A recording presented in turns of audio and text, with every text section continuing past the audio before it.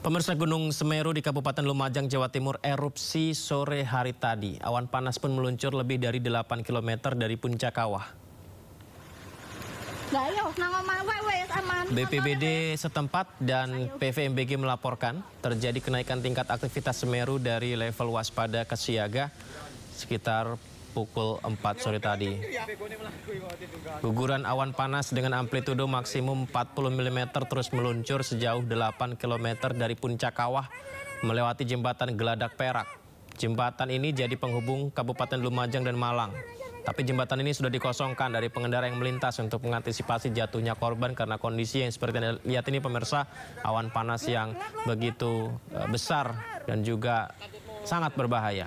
Semeru mengalami erupsi pada 2022 dan memaksa ribuan jiwa mengungsi, di mana setahun sebelumnya erupsi dahsyat Semeru juga menimbulkan korban jiwa serta kerusakan infrastruktur yang masif. Semoga selalu aman dali terus, Lur. Doanya ya, Lur ya. Doanya, Lur, semoga aman dali terus, Lur. Untuk mengetahui perkembangan terkini penanganan erupsi Gunung Semeru telah bergabung bersama kami lewat sambungan telepon Kepala Pusat Data dan Informasi Kebencanaan BNPB Abdul Muhari. Selamat malam Pak Am. Assalamualaikum Pak. Waalaikumsalam. Selamat malam Mas. Pak, berarti sekarang bagaimana Pak status dan juga kondisinya Pak di Gunung Semeru sendiri Pak? Ya, sore tadi setelah Pusat Vulkanologi dan Mitigasi Bencana Geologi menaikkan status aktivitas Gunung Semeru dari level 2, kemudian level 3, kemudian naik ke level 4 di pukul 17.00. Kita sudah memantau bahwa 17.30 juga tadi disampaikan awan panas ukuran sudah melewati Geladak Perak. Kami sudah meminta berkoordinasi dengan daerah untuk mengosongkan sektoral itu 20 km sepanjang Besuk Kobokan, dan juga lepas dari 20 meter itu juga kita meminta aparat TNI Polri juga mengkondisikan agar masyarakat tidak berada pada 500 meter kiri kanan padan sungai yang berasal dari kawasan Besuk Kobokan.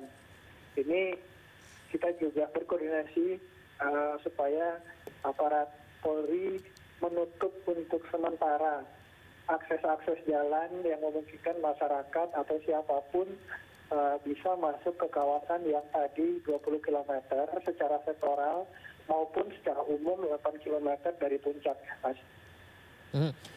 Pak, bisa nggak kita tahu Pak, erupsi Gunung Semeru ini apakah akan juga terjadi lagi begitu? Berapa kuantitasnya begitu, sampai kapan, bisa nggak ketahuan Pak? Sementara ini kita masih terus berkoordinasi dengan PVMBG yang melakukan pemantauan, tetapi yang pasti yang harus kita antisipasi dulu adalah dampak dari awan panas guguran yang tadi sore pukul 18 saja itu sudah 13 km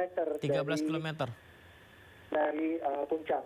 Nah, ini sebenarnya hampir sama kejadiannya dengan erupsi tahun 2021 dan 2022. Tetapi seharusnya tidak ada rumah masyarakat di sepanjang Besuk Kobokan, karena itu sudah kita relokasi pasca erupsi tahun 2021. Itu sudah pindah. Hanya saja yang kita pastikan tadi sore itu aktivitas penambangan pasir juga harus dihentikan. Ini yang jadi atensi khusus kita. Masih ada ya Pak ya aktivitas penambang pasir di sana Pak ya? Kalau aktivitas ekonomi itu masih ada, Mas. Karena memang ketika status level Gunung Semeru ini turun ke level 2, itu memang masyarakat bisa melakukan aktivitas sepanjang Besuk Kobokan. Tetapi sore tadi pukul 17.00 itu sudah naik ke level 4. Nah, ini sudah tidak boleh lagi apapun aktivitas di situ. Dengan yang sudah kita alami di 2021 dan 2022, Pak Am, apakah ini juga warga dan menyiapkan tenda pengungsian ini semuanya jauh lebih baik dibanding tahun ini, Pak? Tenda pengungsian itu kalau masyarakat ada yang mengungsi, artinya ada pemukiman di situ. Sedangkan pemukiman itu sudah kita relokasi. Sudah direlokasi. Jadi sudah tidak ada pemukiman yang ada di sepanjang Besuk Kobokan, karena pasca erupsi 2021 itu terdampaknya luar biasa. Hampir semua pemukiman masyarakat hingga batas bahkan 800 meter dari badan sungai itu terdampak. Nah ini sudah kita relokasi. Cuman tadi yang saya sampaikan, atensi kita hanya pada masyarakat yang melakukan aktivitas ekonomi di daerah-daerah padang pasir sekitar Besuk Kobokan. Karena ini saat level 2 itu dimungkinkan. Tadi kan jam 5 ke 17 itu sudah level 4. Ini harusnya sudah kita kosongkan karena ada jeda antara pukul 14.30 kenaikan ke level 3 dengan dari level 3 ke level 4 pukul 17 itu harusnya sudah bisa semua aktivitas ekonomi dihentikan dulu di sepanjang Besuk Kobokan. Berarti insya Allah untuk daerah yang terdampak ini minim ya Pak ya, karena tidak ada lagi yang terjangkau oleh awan panas tersebut. Kalau kecepatannya gimana Pak? Apakah ini akan makin meluas Pak? Untuk sore tadi hingga malam ini, laporan visual itu cukup sulit untuk kita dapatkan. Karena CCTV dari PVMBG pun mungkin dan beberapa laporan visual dari masyarakat sudah kita larang untuk bisa mendekati, kemudian visual PVMBG pun mengarah ke gunung. Jadi untuk daerah sepanjang Besuk Kobokan ini kita belum dapat laporan visual yang dari lapangan karena memang itu kita kunci dulu, kita tutup dulu supaya tidak ada masyarakat yang masuk ke dalam karena pasca peningkatan ke level 4 pukul 17 tadi itu masih ada beberapa penduduk yang masuk ke situ dan membuat video laporan ini sebenarnya tidak boleh. Ini harus yang menjadi atensi kita tadi sore. Kami dapat video-video tersebut juga nih Pak dari gambar yang dikirim warga nih, sangat dekat jaraknya ya. Baik. Ada satu hal lagi, bahwa tadi kami meminta pemerintah daerah, TNI Polri juga untuk memasang penanda-penanda visual. Jadi kalau kita bilang 20 km, kita harus memasang penanda visual yang mana yang 20 km itu. Yang mana 500 meter dari sungai. Ini yang tadi sore kita berkoordinasi dengan BPBD supaya sedapat mungkin ini dipasang dulu sehingga itu bisa kelihatan oleh masyarakat bahwa selepas hari ini sudah tidak boleh dimasuki. Supaya nggak mengira-ngira saja ya Pak ya, ada bantuan juga, fasilitas juga supaya tahu warga gitu ya, nggak mendekat. Benar. Potensi banjir lahar dingin bisa saja terjadi ya Pak Am?